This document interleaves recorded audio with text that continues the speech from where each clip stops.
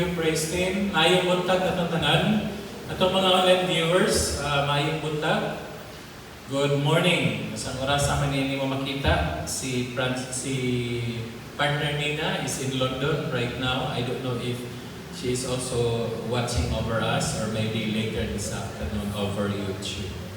Today is July 12, 2026, and we need to continue our series of messages about mental health. So today, we will get the passage in the scriptures in Galatians chapter 5, 1 to 5, chapter 6, verses 1 to 5. And we will be talking now about grace that carries and restores. This is now our series of messages about Christ cares for the soul, but in our backdrop, it says, Christ, our living hope. And this is a journey of grace. So, we will proceed in reading our scripture. Ato siguro ning duganan og basa, kay gamay ra man ni siya, verses 1 to 5. So, Galatians chapter 6, verses 1 to 5, all together. Brothers, if anyone is caught in any transgression, you who are spiritual should restore him in a spirit of gentleness. Keep watch on yourself, lest you too be tempted. Bear one another's burdens, and so fulfill the law of Christ. For if anyone thinks he is something, when he is nothing, he deceives himself.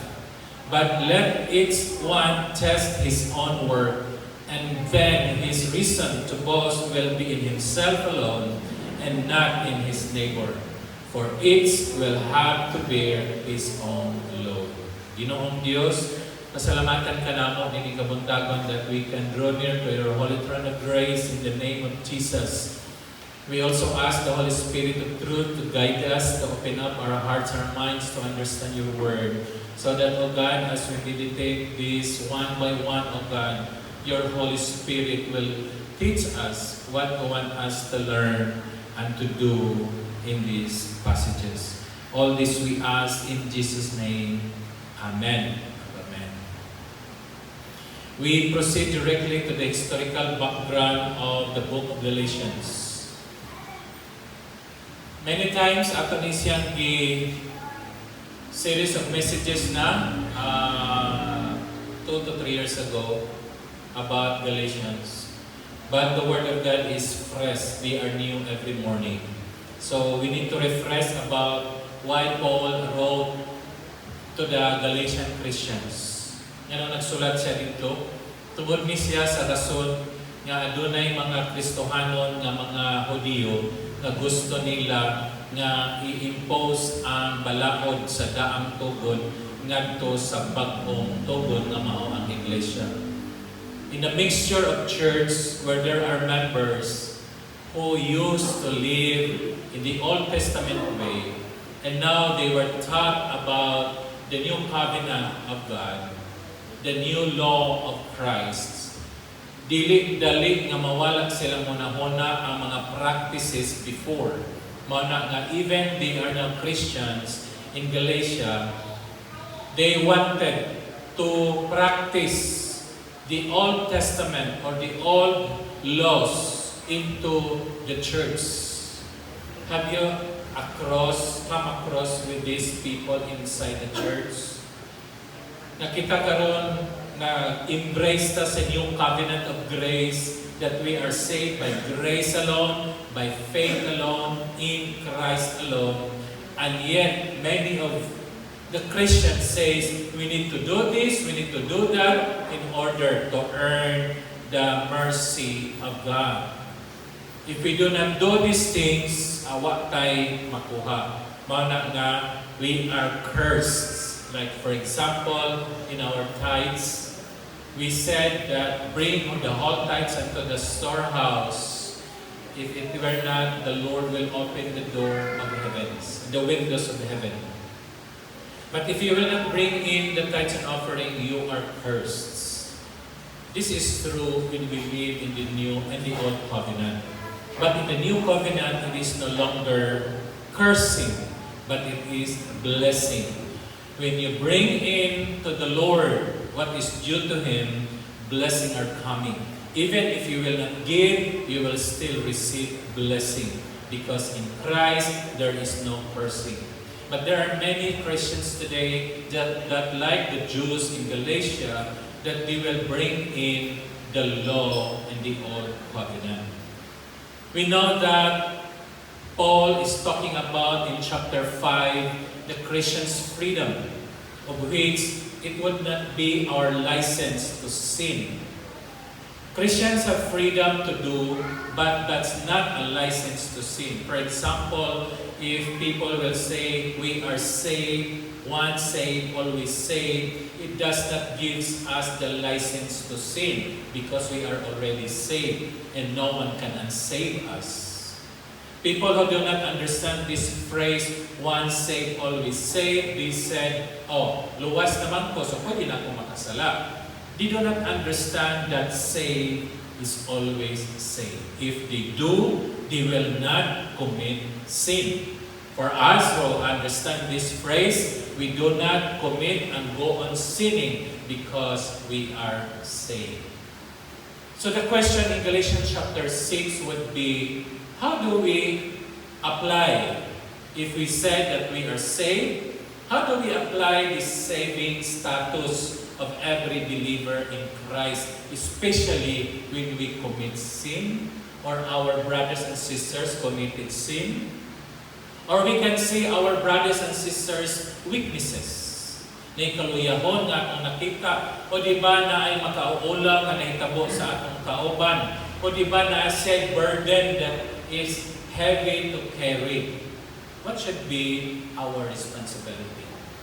That is why Paul here, in connection with our mental health series of messages, he is now looking at the gospel-shaped church that is truthful about brokenness and tender toward a broken brother. So that's the introduction, that's the background. And today, many people carry hidden burdens, like depression, like all other problems in life, stress, uncertainties of tomorrow. What are these burdens na nasa matagusan nato? And sometimes we are a good actors and actresses. We come to church as if nothing happens in us.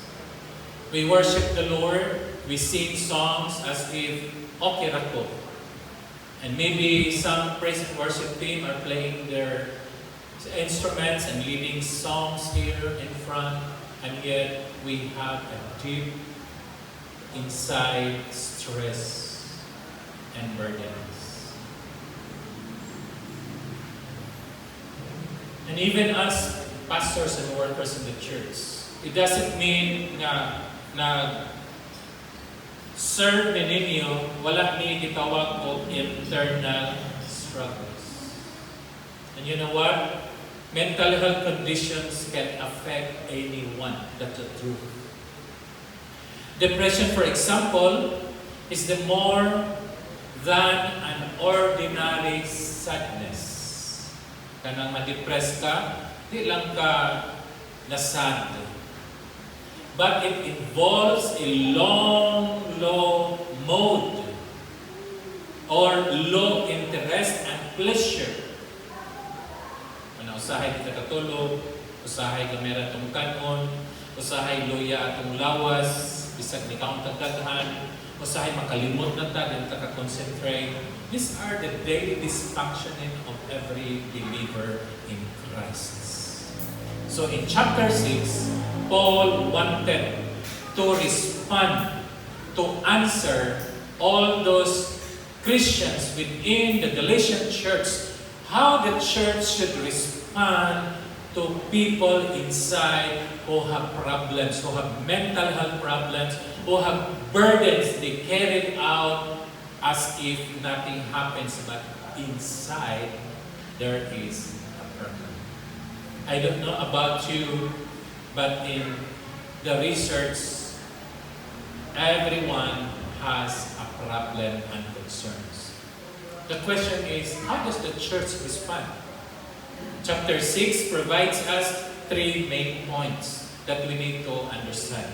Number 1, how to answer this problem. We need to approach the wounded with gentleness. Verse 1 says, brothers, if anyone is caught in any transgression, you who are spiritual should restore him in a spirit of gentleness. Keep watch on yourself, lest you too be tempted.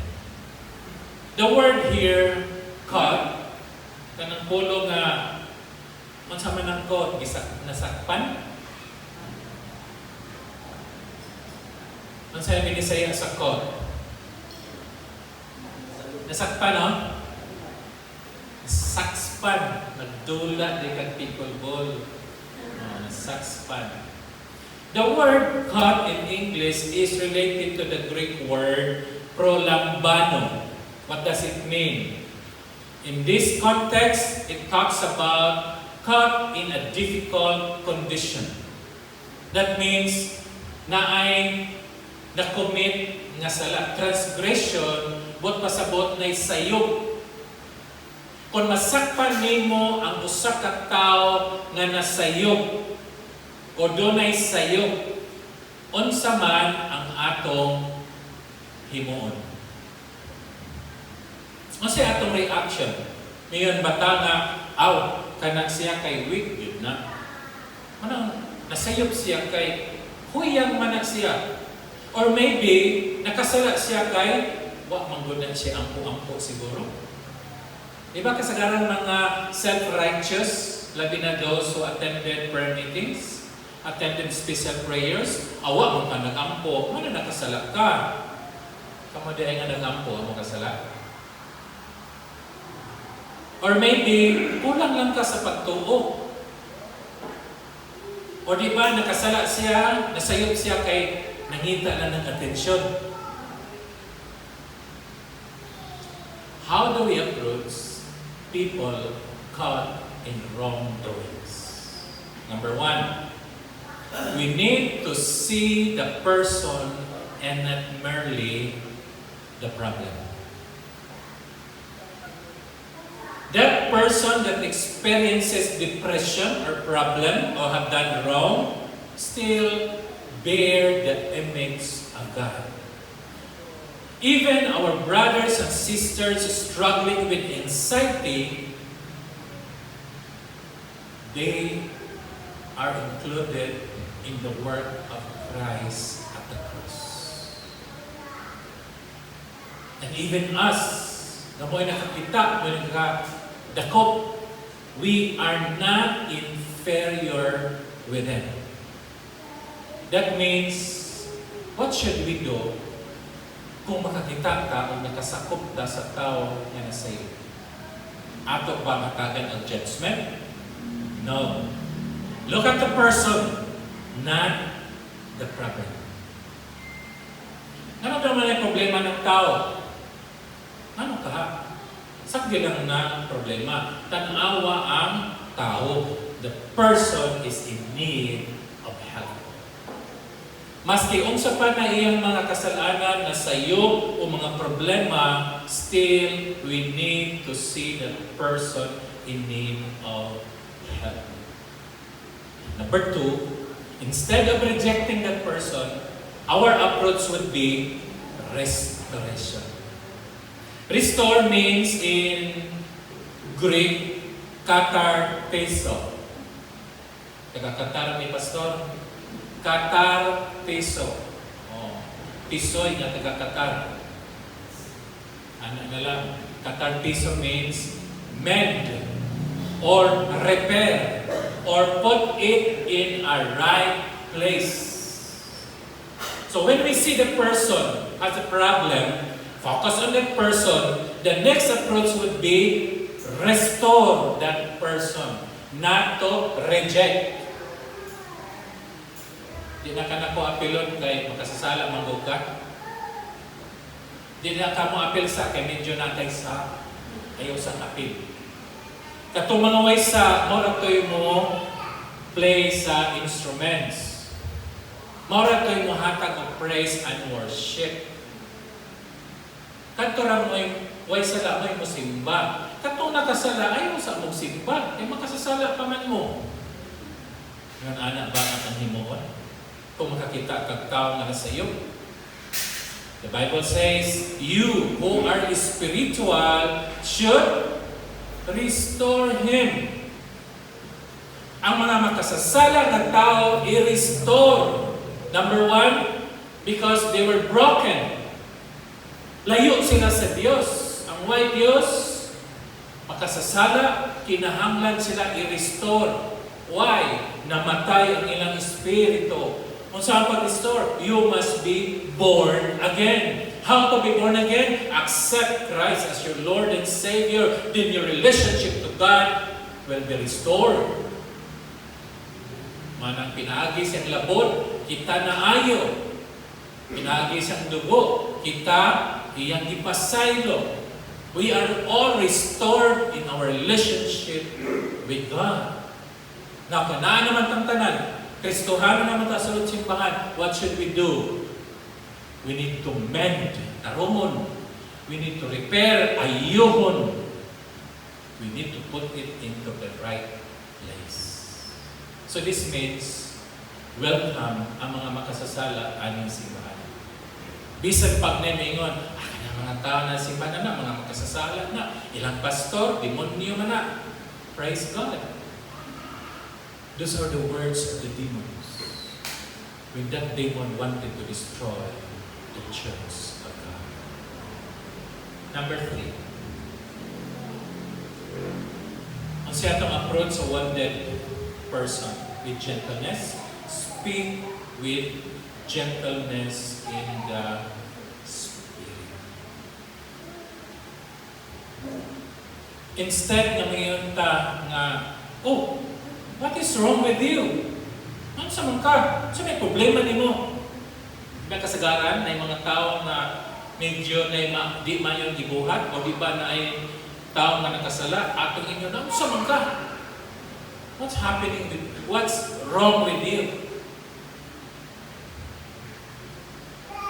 Nga tabi ang tayo isulti atong ingon nga, naon sa day ka? Saan hitabo ni mo? Pwede ba ako makahibalo?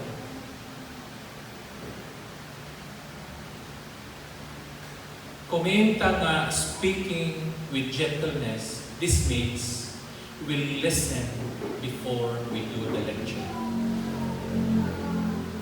Kung naay nakasala, ako lang illustrate ni sa mama o bata. Ano sa'yo buhaton sa mama kung makasala ang bata? Di ba lecturean mo na? Mga mama, sa itong buhaton, lecturean mo na, ay hanato paminahon. Hapakon sa una, paguman pa. O, ano, noon sa dika? Sulti ba ka? Humanag hapak? Dugangan pa man na? Hindi na masulti ang bata. Kaya sa dyan, nakasala, dool, waiting guy. Pag-abot, inanaman ito sa una. Pag-abot ito, gaana na diri o ka na, iyon na ni kadako nga, bayabas nga, kasi na ng bayabas nga, brand sa bayabas. Sanga. Ole! Dire! Pag-abot ito, apak, pagkuman pa, nga nung dihapak maka. Pag nakasala ang tao, paminawa sa halaga. Paghibaw siya nasala, paghibaw niya ang hapakon, ay kapag ang hapak. Iyo sa hapak ka, hindi sa kibaw hapakon. Although kiba ng bata, pero itawag ko rin mga buto ng mirona, ito sa likod niya, ito. But speaking with gentleness in the Spirit, meaning listening before lecturing, and understanding before assuming about the sin.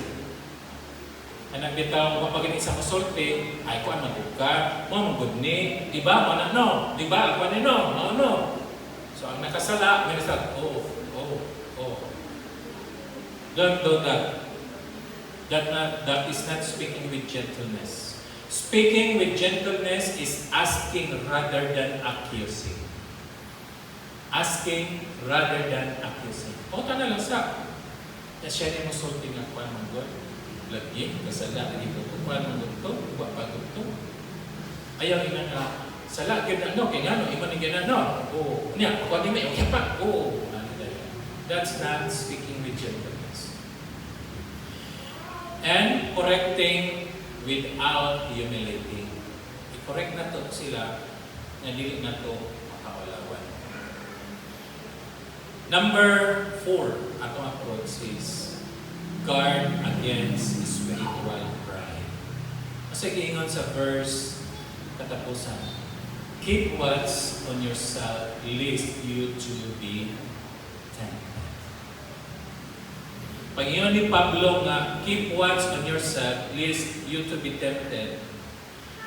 Kanang tao nga imuhang gitabangan, dapat magbantay po ka, kay base ang iyahang weakness na apod na nimo. Nagpareha man taani. No? Makasasala man tang tanan.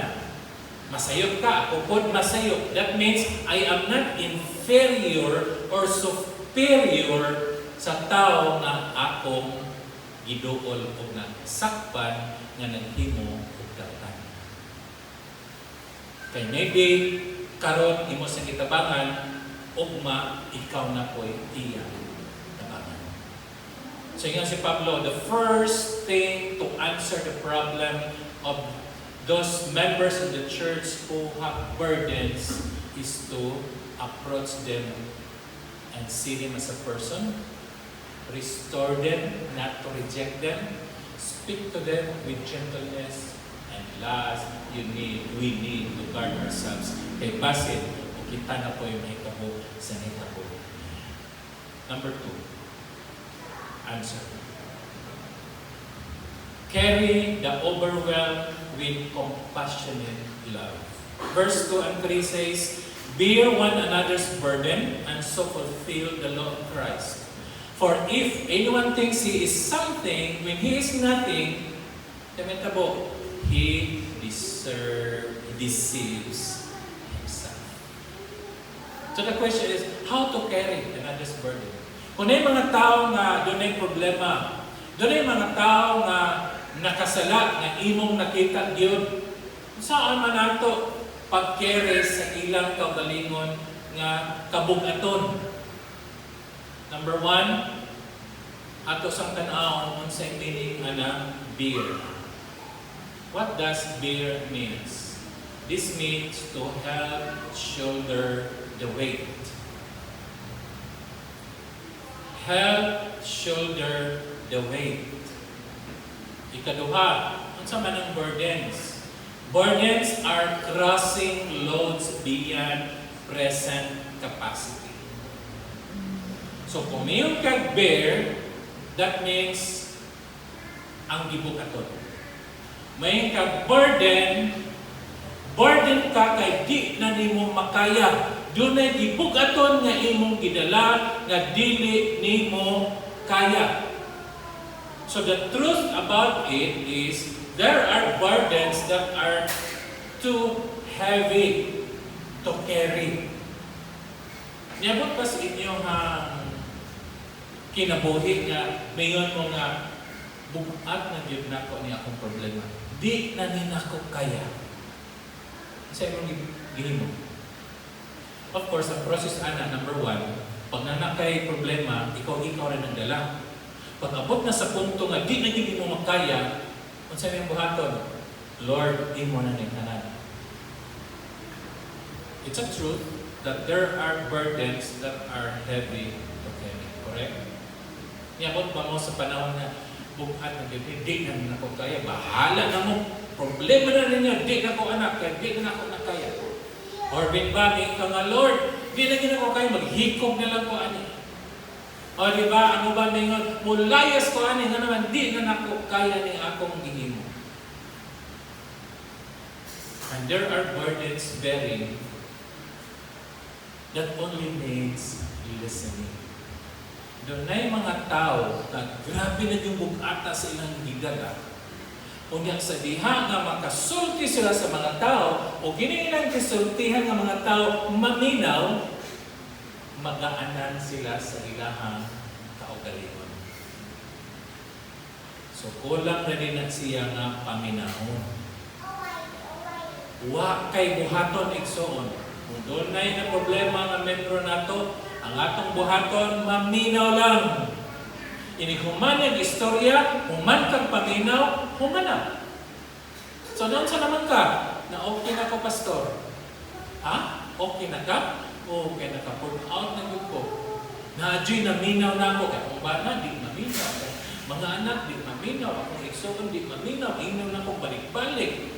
Karong ikaw naminaw mong kamarag, di ba? Di ko di paminaw ka na. Ikaw kung naminaw, mauba, maura na yung problema. Sige, salamat. Balik-balik. So there are burdens that can be released just by listening or just speaking and listening. Number 3 truth.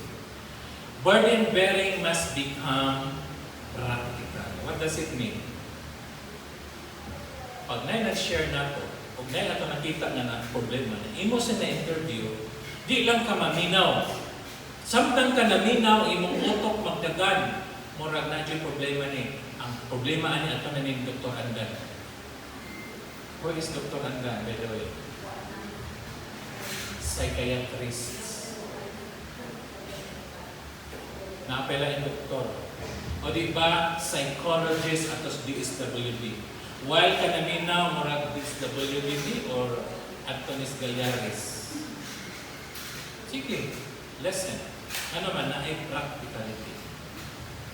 Bawal ka nang mayon nata, I am praying for you.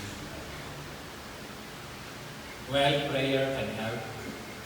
But if you are listening, if you know the problem, and you are not thinking about that problem, praying is not enough.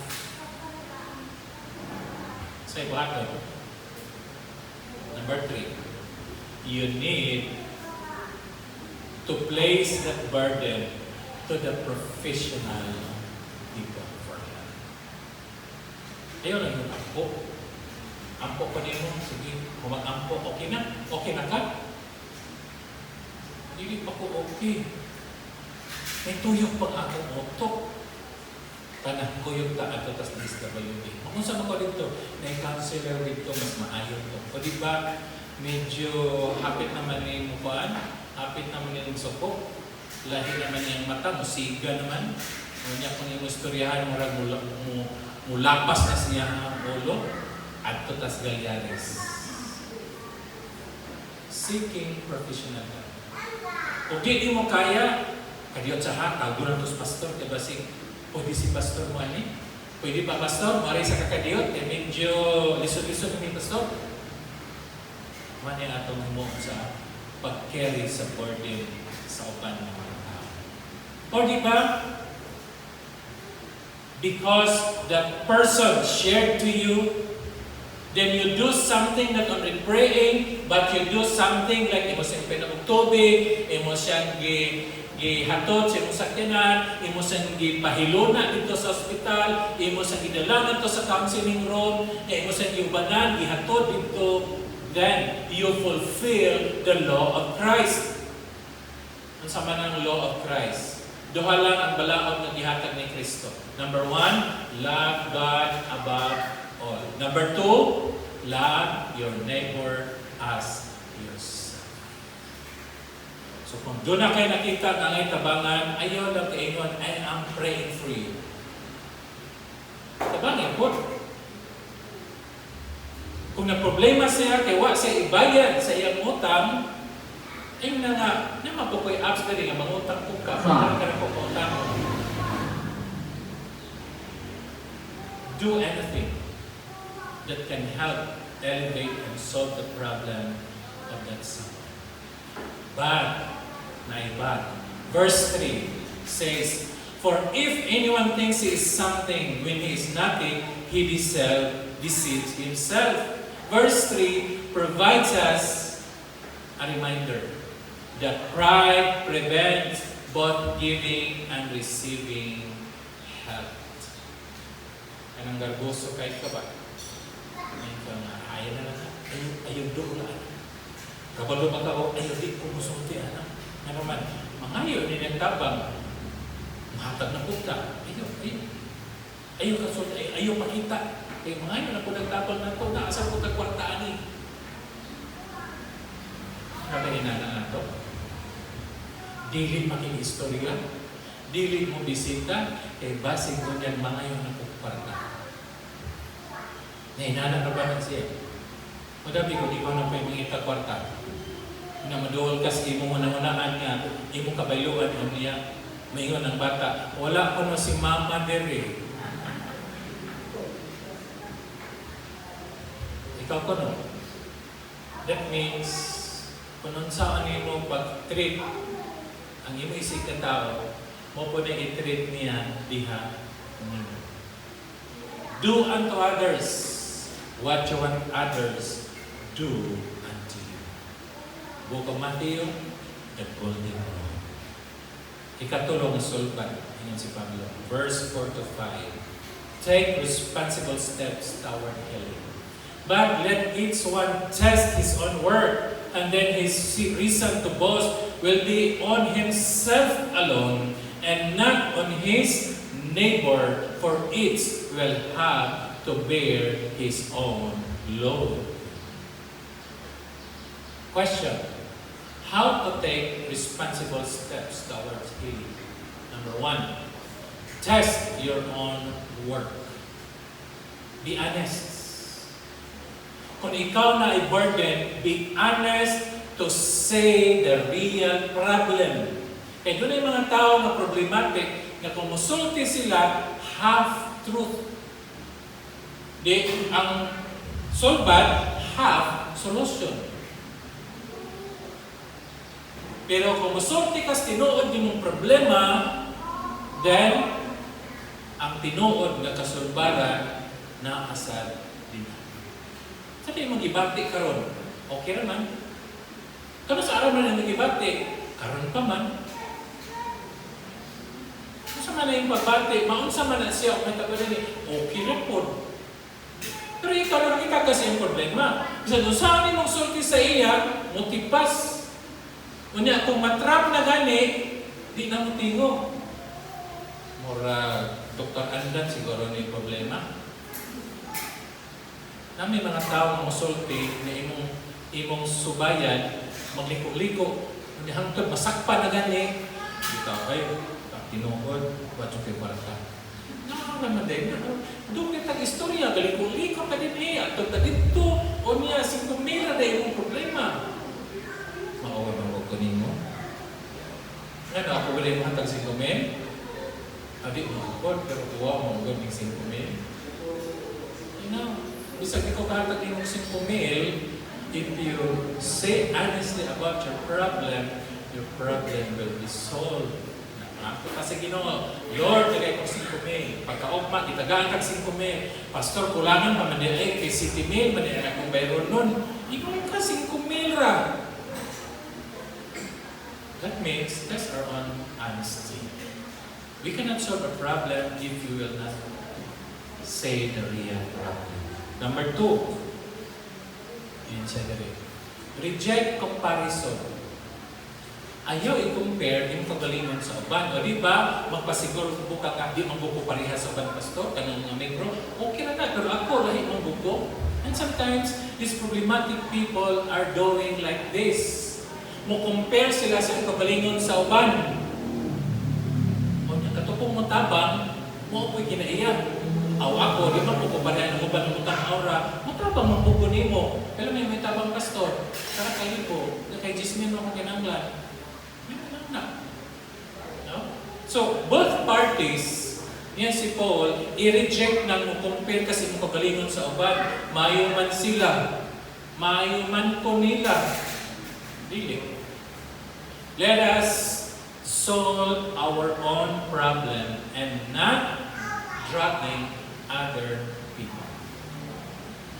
Ayaw pag-compare po sa iban ng mga counselor na ako, o mutambag ko, di ko pahay sa uban. See? Ang katupong imo ikansilan, Pastor, di man kayo kumaayo, di man ko kaayo kadautan parehas imong silingan. Di hapon na pwede. Do not compare yourself. Number 3, steps. Burden bearing does not remove personal responsibility. Ano man? Verse 5. Look at verse 5. For each will have to bear his own load. Pero din sa verse 2, nag-iyan siya dito, burdens meaning crushing weights. Burden is lisod na gyud nako, madala. Mo nang naay ni tabang nako. Pag human tabang niya nako, it doesn't mean wala na kay burden to carry. Dili ka maingon nga, ay salamat, wa na gyud ko'y gidala. Ito na gidala sa akong silingan, akong kauban. Si pastor na dyan mo problema na, di na ako. No, it's not.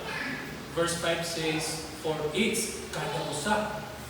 Gitabangan ka or ikaw nagtabang, naghapon kay dala nga load. Sa may meaning anong load? Verse 5, personal responsibility. So, bisan pagitabangan na ka, ikaw magitabangan, doon na kay responsibility to carry. Oh, bitabangan na ka nako, nakalo na ka 5,000. Kung sa isun buhaton, bayad na mo ng 5,000. Nakakataw mo bayad. Ako pa nitabang, ako pa yung bayad. Na may nana. Pastor, malang yung pastor, pwede mo ko magbalon. O sige, na ako talunan, 5,000 na rin. Pastor, ikaw si bayad sunod buwan, ha? Ay, nako. Bayaran na rin mo. Okay, ako rin kung nitabangan. Karoon, may ako rin mo bayad. Marami na kita ko ni Pastor Bong, yan ako asawa, mag-loan para ipag-tabang. Ako na nagbayad sa loan. Ako itabangan, what na? That's not biblical, Pastor. Verse 5 says, carry your own load. Bisan i-carry na sa uwan. The reality is, lisod na to i-carry ang load kung wala tayong career. Ako, magumpra, o di ba, na sa kasakong bugas, hindi na ako madala. Akong buhaton, magkunga ko sa akong career na nailigid. Toyo ito, butang arsa sa kasako din na, birahon, buyod lang sa kasako, kaya nga sa kasina. Di ba, hayahay? Dobi, kung kay career, saan man ang imo? Imong ko, judjuron. Kung di man hami sa imo ang agyanan, poslot ang sako. We need a career. Who carries us? Who says, come to me, and I will give you rest? It is Christ. So without Christ, we cannot carry the burden of everyone, and neither can I carry my own burden and load. Manang mahitabo, naman kay problema no, nalos naman ka, lingkod ang puko, duha na ta. So sa may mahitabo, anak ka mo ng duha na problema. Pareha mata, appear na lang taan ni, mga problematic man din po taan ni. How can help? Imbis na yung doon sa mo, pareha man din po taan. Tampuyog ka, at pa naputos pikasiligan, tipasin ka. If you have Christ with you, Christ is our carrier. He is the one who carries us. That's why we can extend our help while bearing and carrying our own load. Huwag kay Kristo sulot sa inyong kasing-kasing, you need Christ. You cannot carry others' burden. You cannot carry your own load without Christ. Because Jesus bore the burden that no one could carry. Kung say Ilhanan sa why Kristo, o di ba na Kristo nga wa kasabot? Every time mo carry siya sa load sa uban, magbagot-gut. Di mo ta ni ako na hinoy na ako ganin ni. Unsa naman ni karon? Diba?